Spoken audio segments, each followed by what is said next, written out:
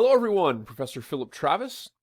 And this week in world history, we are going to be looking and reading about pre-Columbian America. We have an exam this week. We have our second test this week. Because there's a test this week, there's no discussion forum. So no discussion forum this week. Okay, so pre-Columbian America.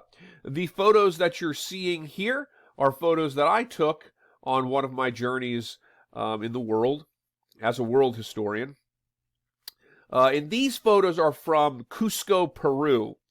And Cusco, Peru is, of course, oftentimes remembered as the capital of the Inca Empire, which is true, or which was true.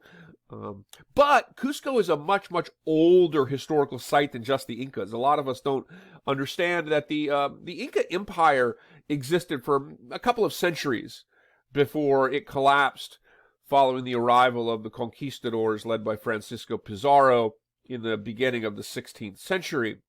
But the site of Cusco is an ancient site that goes far further back than the Incas.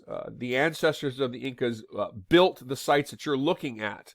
So what you're looking at here, these are the ruins of a high mountain fortress, for lack of a better way of describing it, built by the ancestors of the Incas. This site is known as Sacsayhuaman, and it's associated, and it's one of the real fascinations of sort of ancient archaeology, because it is very impressive in terms of the tolerances for the stones, how the stones are crafted, cut, and placed together. And the site is very large. And this is the overview of the site. Looking down on the Peruvian city of Cusco, which is one of the largest high mountain cities in the world. I believe it's 8th or 9th in terms of its elevation. The elevation of the city of Cusco is over 11,000 feet.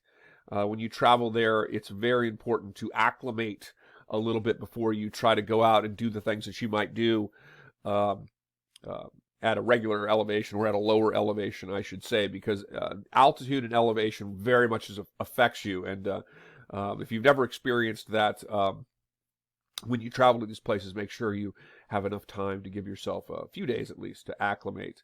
But this city is roughly 400,000. It's very much a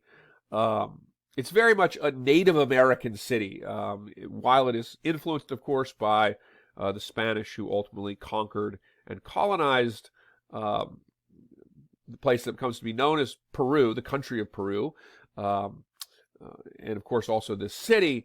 This city very much has very strong Native American connections, and above it sits this high mountain fortress built by the ancestors of the Inca. And that takes us to the factoid for this week. The factoid for this week is pre-Columbian America is interesting for a lot of reasons. One of the reasons is that actually, even though we associate pyramid building and the practice of mummification, we associate that usually with ancient Egypt, the reality is that in ancient Peru, the practice of mummification and the building of pyramids actually went back to almost a similar time period as those developments in ancient Egypt.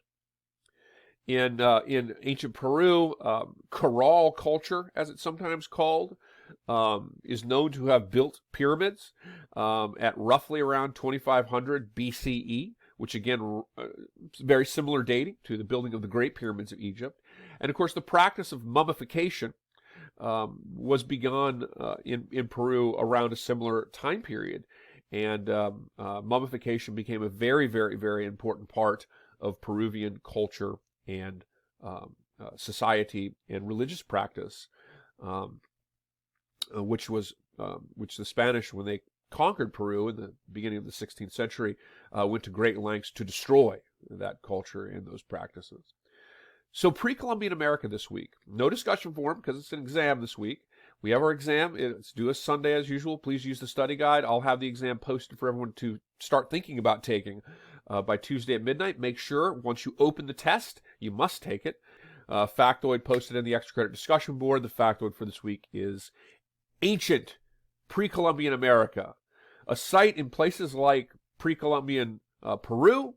The ancestors of groups like the Inca were some of the first cultures to build pyramids and were, in many cases, contemporaries of ancient Egypt when it came to mummification practices as well as to period development. And here, of course, we're looking at some pictures that I took on one of my trips to the region of some of the ruins of one of the most impressive archaeological sites in the world, really, and of course in pre-Columbian America.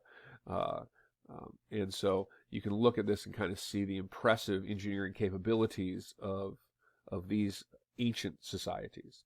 Let's have a great week. Let me know if you have any questions on the test. And I look forward to seeing your factoid in the discussion forum.